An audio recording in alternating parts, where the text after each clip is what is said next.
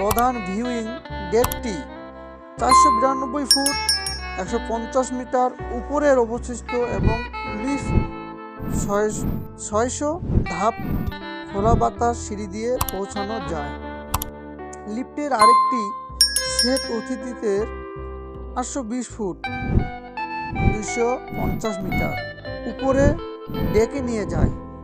টাওয়ারের স্বতন্ত্র কমলা এবং সাদা রঙের প্যারিসীয় সংস্করণ থেকে আলাদা করার জন্য একটি শৈলীগত পছন্দ নয়, বরং এটি এভিয়েশন আইন মেনে চলে, যা নিয়ম করে যে একটি নির্দিষ্ট উচ্চতার উপরে বিল্ডিং অবশ্যই এই রঙে আঁকা উচিত। তার 40তম বার্ষিকী হিসাবে টোকিও টাওয়ারের এমনকি